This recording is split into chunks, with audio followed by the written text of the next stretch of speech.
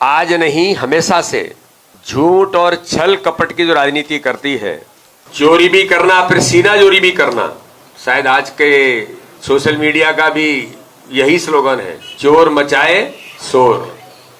National Herald मामले में प्रवर्तन निदेशालय ईडी द्वारा श्रीमती सोनिया गांधी और राहुल गांधी के नाम चार्जशीट में आना, ये विशुद्ध तौर पर पूर्णतः तकनीकी कानूनी मामला है। विपक्ष के मित्रों को, कांग्रेस के मित्रों को मैं बताना चाहता हूं, और मीडिया के मित्र भी इस बात को एक बार पूछें कि इसकी शुरुआत कब हुई थी। तो नेशनल हेराल्ड मामले की शुरुआत 2012 के अंदर हुई थी। तब सरकार किसकी थी? तब कांग्रेस की सरकार देश के अंदर थी। तत्पश्चात जनहित याचिका, फिर उसके बाद दिल्ली हाई कोर्ट ने अक्टूबर 2013 में इस केस की सुनवाई प्रारंभ की। 2013 में अक्टूबर में सुनवाई प्रारंभ की और नेशनल हेराल्ड मामले में केस दर्ज हुआ 2013 में। तब माननीय प्रधानमंत्री नरेंद्र मोदी जी की सरकार नहीं थी। जरा कांग्रेस के मित्र अगर सुनाई नहीं देता हो तो मुझे लगता है जरा कान खोल करके सुने कि ये स्ट्रेटेजी आपके यहां किसने की। ये तो कांग्रेस ही मुझे लगता बता सकते हैं कि जिनके आज ईडी में नाम आए हैं चार्जशीट के अंदर, सोनिया गांधी, राहुल गांधी, सेन पित्रोदा से लेकर के जिन के, तो इनके खिलाफ कॉन्स्पिरेसी करने वाला कौन था भाई? सरकार तो आपकी थी। यह मामला मोदी सरकार आने से पहले ही दायर किया जा चुका था। कांग्रेस पार्टी को इस मुद्दे पर आज राजनीति करने का कोई औचित्य नहीं बनता।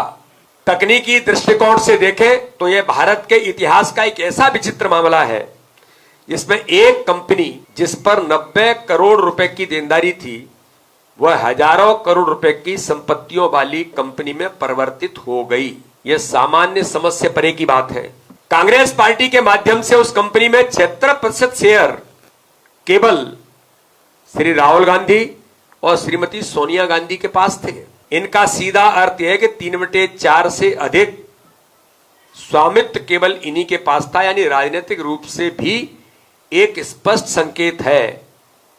और हास्यास्पद बात यह है कि बाद में यह तय किया गया कि प्रकाशन बंद हो जाएगा और प्रॉपर्टी के व्यवसाय में काम करेंगे। मैं कांग्रेस के मित्रों से पूछना चाहता हूं कि इसे पंडित नेहरू ने स्थापित किया था और स्वतंत्रता संग्राम सेनानियों के द्वारा एसोसिएट जनरल लिमिटेड एजेएल स्थापित की गई थी। कई लोगों ने आपत्ति भी दर्ज कराई थी कि शेयर धारकों पर, जिनके पास शेयर थे, उन्होंने कहा था कि उनसे पूछे बगैर इसे कैसे दे दिया गया।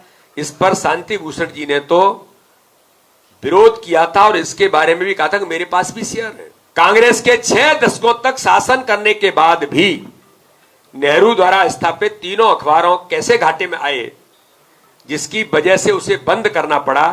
क्या कांग्रेस सरकारों ने उसे कोई समर्थन नहीं किया? पार्टी तो छोड़िए, क्या कांग्रेस कार्यकर्ताओं ने भी सहयोग नहीं किया?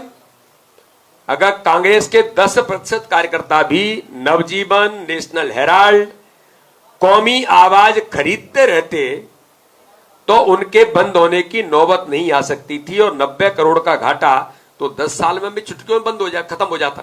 नेशनल हेराल्ड 1937 में शुरू हुआ, जिसमें 5000 शेयर होल्डर थे। ये नेहरू खानदान की तब जागीर नहीं थी। इसमें तब बड़े बड़े लोगों ने सहयोग किया था। 2008 में नेशनल हेराल्ड बंद हो गया।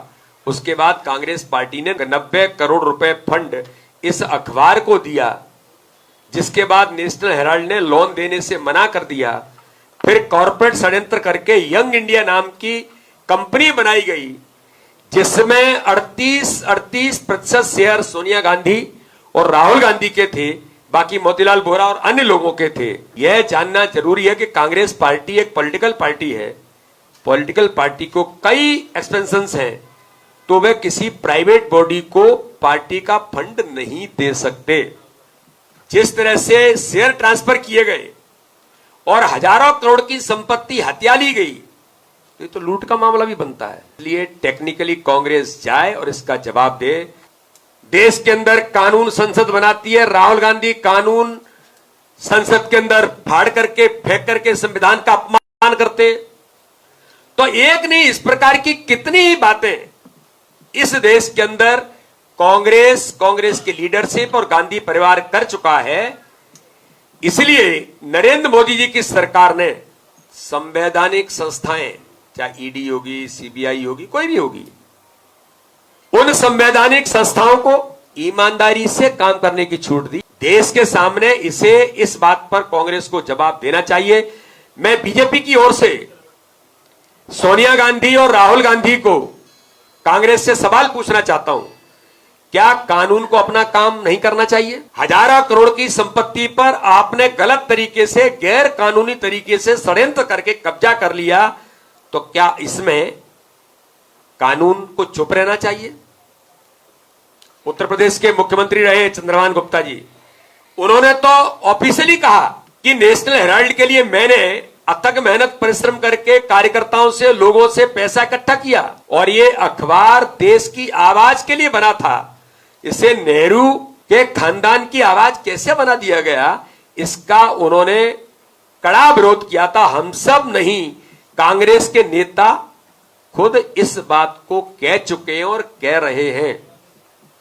इसलिए आज मैं मीडिया के मित्रों के माध्यम से आज इस प्रेस में कहना चाहता हूं कि इस देश में मीडिया है, चौथा स्तंभ है भारत की आवाज को बुलंद करने का। इस खबर के प्रायोजक हैं ड्रीम ब्यूटी सैलून, महल रोड, कोतवाली के पीछे, छतरपुर।